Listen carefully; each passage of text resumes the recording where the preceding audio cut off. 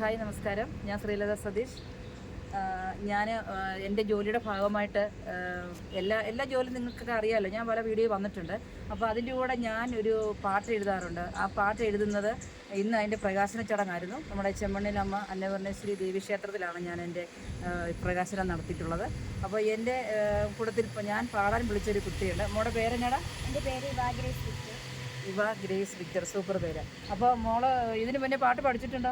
ഞാൻ പാട്ട് പഠിക്കുന്നുണ്ട്. ഞാൻ തുടങ്ങിയതൊന്ന് ശിവകുമാർ സാറിനടുത്താണ്. ഇപ്പം ശ്രീ വിനോദ് എടമ സാറിനടുത്ത് പഠിച്ചുകൊണ്ടിരിക്കുക. അപ്പം മോള് ഇതിന് മുന്നേ പാട്ട് പാടിയിട്ടുമുണ്ട്. ഉണ്ട്. അപ്പോൾ അത് എത്ര ആൾക്കാർ ഇത് കണ്ടു കാണും? ഫേസ്ബുക്കിലൊക്കെ നമ്മൾ അങ്ങനെ ചെയ്തപ്പോൾ ഉണ്ടെന്ന് പറഞ്ഞല്ലോ.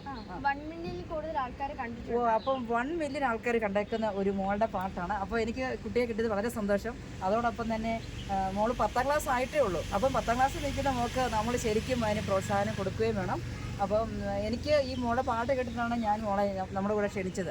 അപ്പോൾ വരാൻ വളരെ സന്തോഷമായിരുന്നു. അവരുടെ ഫാമിലി, അച്ഛനമ്മ എല്ലാവർക്കും വലിയ സന്തോഷമായിരുന്നു വരാനായിട്ട്. അതോടൊപ്പം തന്നെ എൻ്റെ ഈ പാട്ട് പാടുന്ന വേറൊരു ചേട്ടനുണ്ടായിരുന്നു.